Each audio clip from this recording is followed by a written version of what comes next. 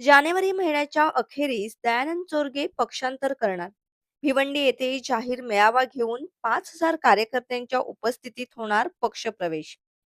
ठाणे जिल्हा ग्रामीण काँग्रेस कमिटीच्या अध्यक्षपदाचा राजीनामा दिल्यानंतर आता जानेवारी महिन्याच्या अखेरपर्यंत ठाणे जिल्हा ग्रामीण काँग्रेस कमिटीचे माजी अध्यक्ष व डी.वाय फाउंडेशनचे संस्थापक अध्यक्ष दयानंद चोरगे यांचा पक्षप्रवेश होणार असल्याचे निश्चित झाले आहे. मात्र ते कोणत्या पक्षात जाणार हे पक्षप्रवेशाच्या 2 दिवस अगोदर पत्रकारांना कळवणार असल्याचे त्यांनी पत्रकारांना सांगितले आहे. नगर परिषदेच्या निवडणुकांच्या पार्श्वभूमीवर प्रदेशाध्यक्ष हर्षवर्धन सपकाळ यांच्याशी झालेल्या मतभेदानंतर दयानंद चोरगे यांनी आपल्या अध्यक्षपदाचा राजीनामा दिला होता. त्यानंतर ते कोणत्या पक्षात जातील याबाबत उलटसुलट चर्चा होती. मात्र त्यांनी कोणत्याही पक्षात थेट प्रवेश न घेता वेट अँड वॉचची भूमिका घेतली.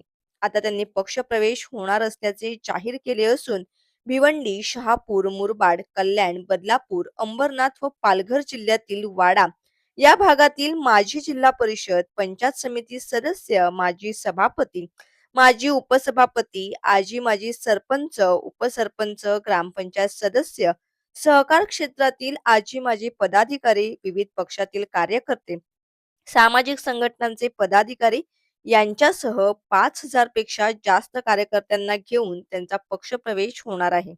त्यासाठी त्यांनी भिवंडी येथे जाहीर मेळावा घेण्याचे ठरवले असून या मेळाव्यातच त्यांचा पक्षप्रवेश होणार आहे.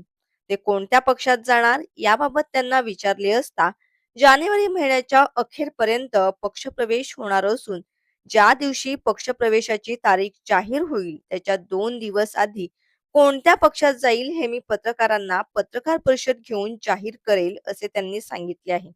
दयानंद चोरगे मोठी फौज घेऊन पक्षप्रवेश करणार असल्याने ते ज्या पक्षांमध्ये जातील त्या पक्षाची ताकद मोठ्या प्रमाणात वाढणार आहे.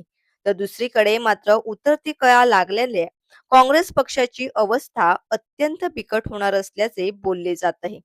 दयानंद चोरगे हे कोणत्या पक्षात जाणार हे गुलदस्त्यात असले तरी जिल्ह्यामध्ये त्यांच्या पक्षप्रवेशाची मोठ्या प्रमाणात चर्चा होत आहे.